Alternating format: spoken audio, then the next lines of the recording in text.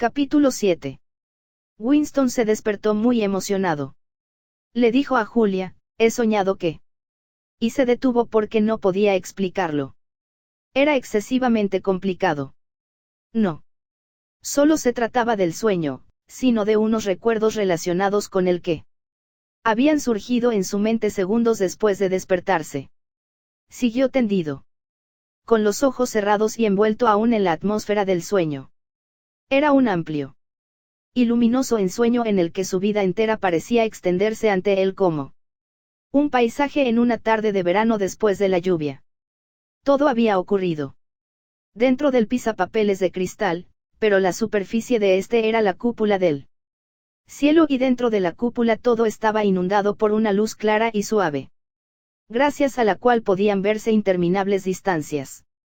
El ensueño había partido de un gesto hecho por su madre con el brazo y vuelto a hacer, 30 años más tarde, por la mujer judía del noticiario cinematográfico cuando trataba de proteger a su niño de las balas antes de que los autogiros los destrozaran a ambos.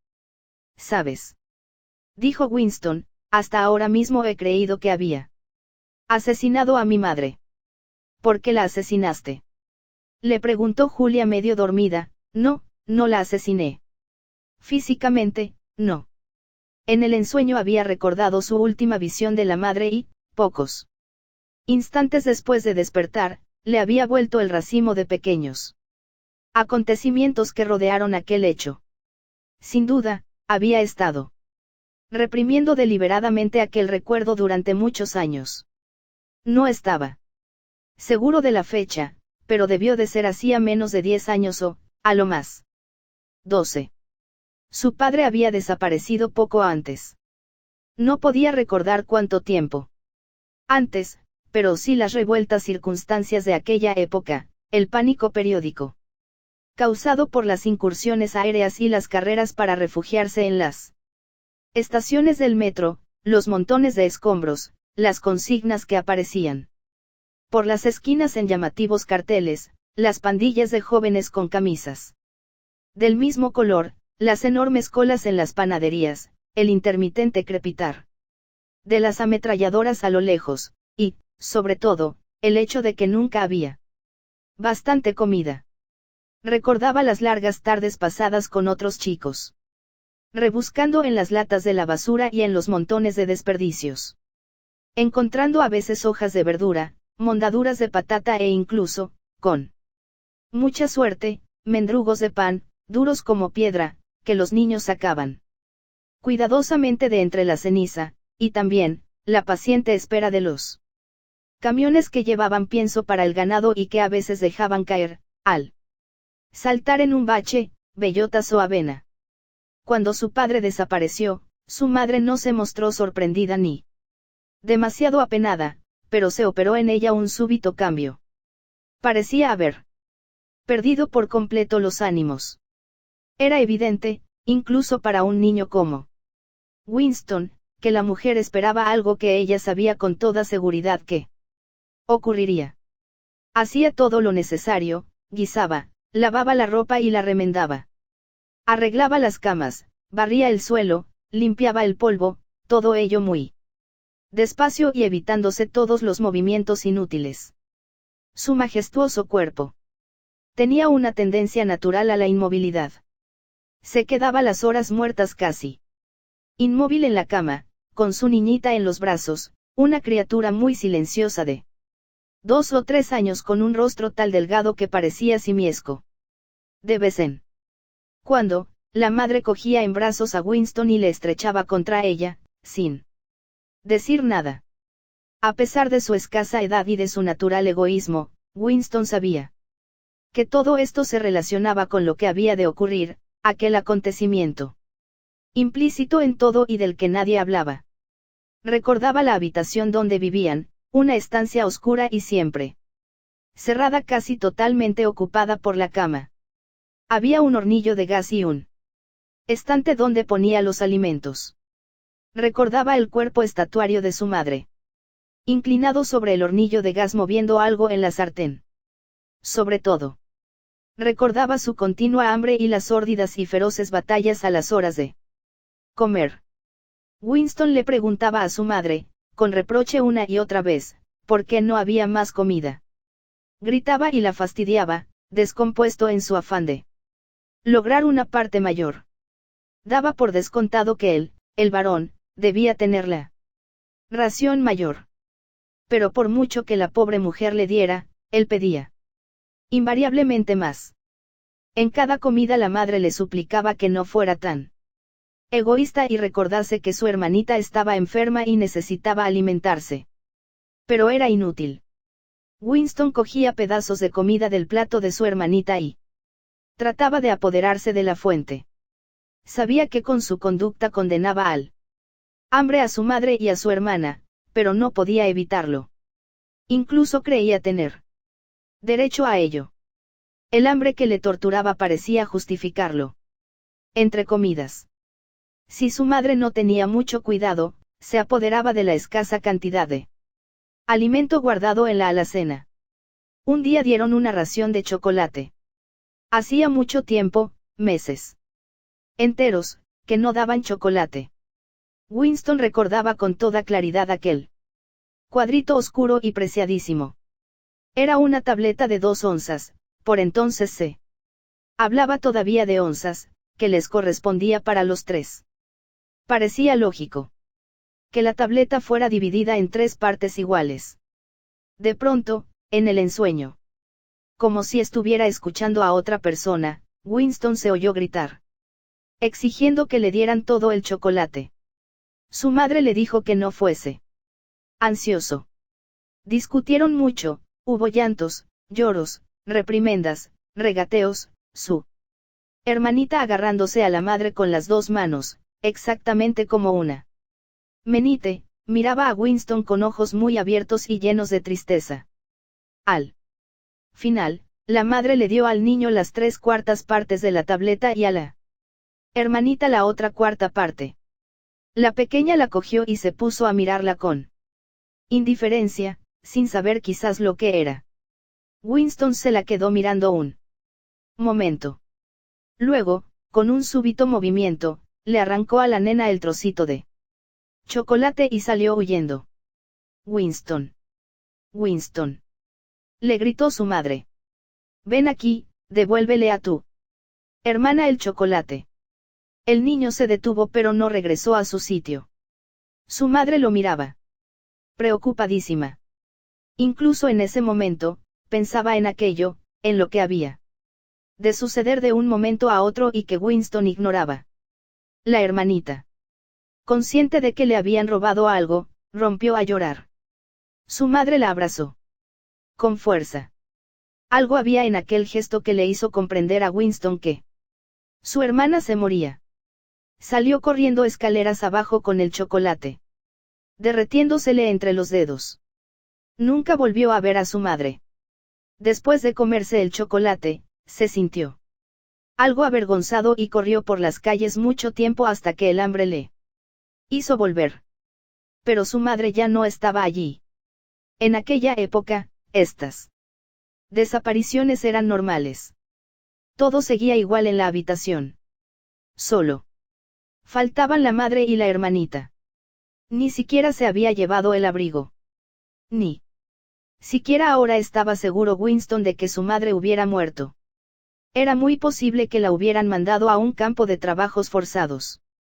En cuanto a su hermana, quizás se la hubieran llevado, como hicieron con él mismo Winston, a una de las colonias de niños huérfanos, les llamaban centros de reclamación, que fueron una de las consecuencias de la guerra civil, o quizás la hubieran enviado con la madre al campo de trabajos forzados.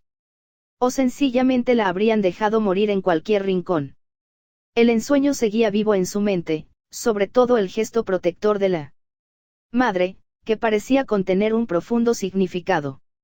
Entonces recordó otro ensueño que había tenido 2 meses antes, cuando se le había aparecido hundiéndose sin cesar en aquel barco, pero sin dejar de mirarlo a él a través del agua que se oscurecía por momentos. Le contó a Julia la historia de la desaparición de su madre.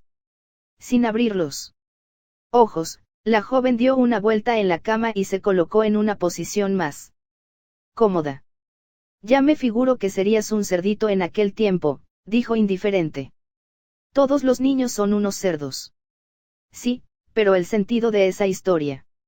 Winston comprendió, por la respiración de Julia, que estaba a punto de volverse a dormir. Le habría gustado seguirle contando cosas de su madre. No. Suponía, basándose en lo que podía recordar de ella, que hubiera sido una mujer extraordinaria, ni siquiera inteligente. Sin embargo, estaba seguro de que su madre poseía una especie de nobleza, de pureza, solo por el hecho de regirse por normas privadas. Los sentimientos de ella eran realmente suyos y no los que el Estado le mandaba tener. No se le habría ocurrido pensar que una acción ineficaz, sin consecuencias prácticas, careciera por ello de sentido. Cuando se amaba a alguien, se le amaba por él mismo, y si no había nada más que darle, siempre se le podía dar amor. Cuando él se había apoderado de todo el chocolate, su madre abrazó a la niña con inmensa ternura. Aquel acto no cambiaba nada, no servía para producir más chocolate, no podía evitar la muerte de la niña ni la de ella, pero a la madre le parecía natural realizarlo. La mujer refugiada en aquel barco, en el noticiario, también había protegido al niño con sus brazos, con lo cual podía salvarlo de las balas con la misma eficacia que si lo hubiera cubierto con un papel.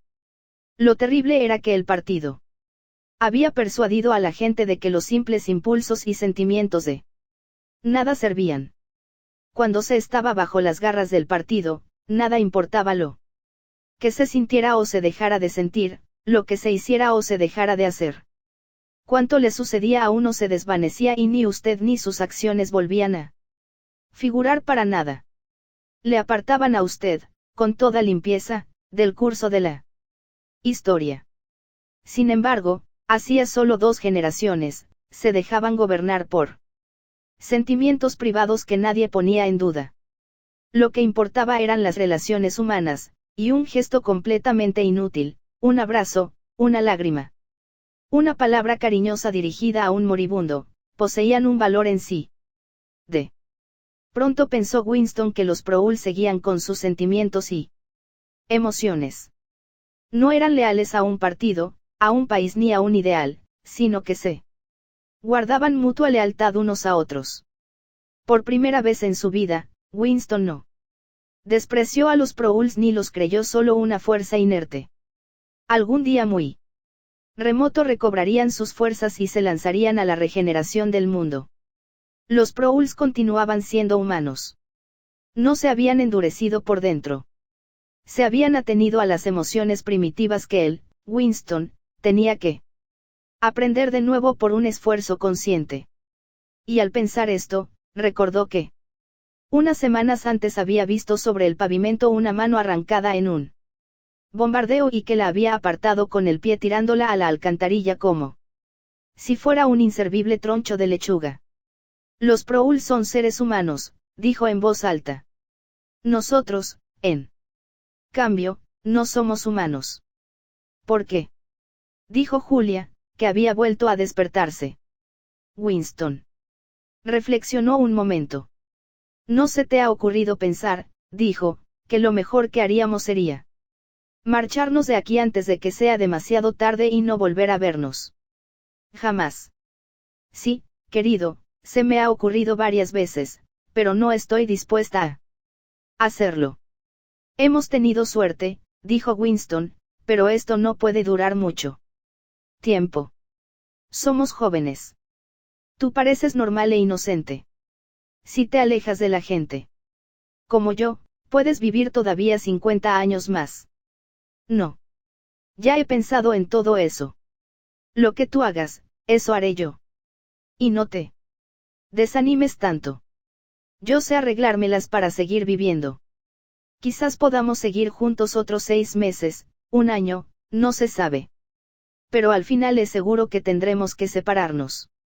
¿Te das cuenta de lo solos que nos encontraremos? Cuando nos hayan cogido, No habrá nada, que se dice nada, que podamos hacer el uno por el otro. Si confieso, te fusilarán, y si me niego a confesar, te fusilarán también.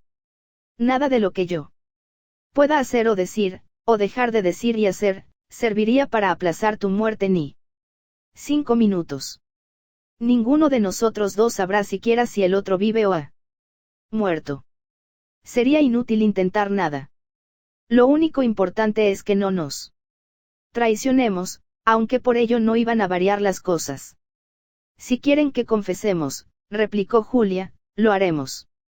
Todos confiesan siempre. Es imposible evitarlo. Te torturan, no me refiero a la confesión. Confesar no es traicionar. No importa lo que digas o hagas, sino los sentimientos. Si pueden obligarme a dejarte de amar, esa sería la verdadera traición. Julia reflexionó sobre ello. A eso no pueden obligarte, dijo al cabo de un rato. Es lo único que no pueden hacer. Pueden forzarte a decir cualquier cosa, pero no hay manera de que te lo hagan creer. Dentro de ti no pueden entrar nunca. Eso es verdad, dijo Winston con un poco más de esperanza. No. Pueden penetrar en nuestra alma. Si podemos sentir que merece la pena seguir siendo humanos, aunque esto no tenga ningún resultado positivo, lo sabremos derrotado. Y pensó en la telepantalla, que nunca dormía, que nunca se distraía ni dejaba de oír. Podían espiarle a uno día y noche, pero no perdiendo la cabeza. Era posible burlarlos. Con toda su habilidad, nunca habían logrado encontrar el procedimiento de saber lo que pensaba otro ser humano. Quizás esto fuera menos cierto cuando le tenían a uno en sus manos. No se sabía lo que pasaba dentro del Ministerio del Amor, pero era fácil figurárselo: torturas, drogas, delicados instrumentos que registraban las reacciones nerviosas, agotamiento progresivo por la falta de sueño, por la soledad y los interrogatorios implacables y persistentes. Los hechos no podían ser ocultados, se los exprimían a uno con la tortura o le seguían la pista con los interrogatorios. Pero si la finalidad que uno se proponía no era salvar la vida sino haber sido humanos hasta el final, ¿qué importaba todo aquello? Los sentimientos no podían cambiarlos, es más, ni uno mismo podría suprimirlos. Sin duda. Podrían saber hasta el más pequeño detalle de todo lo que uno hubiera hecho, dicho o pensado, pero el fondo del corazón, cuyo contenido era un misterio, incluso para su dueño, se mantendría siempre inexpugnable.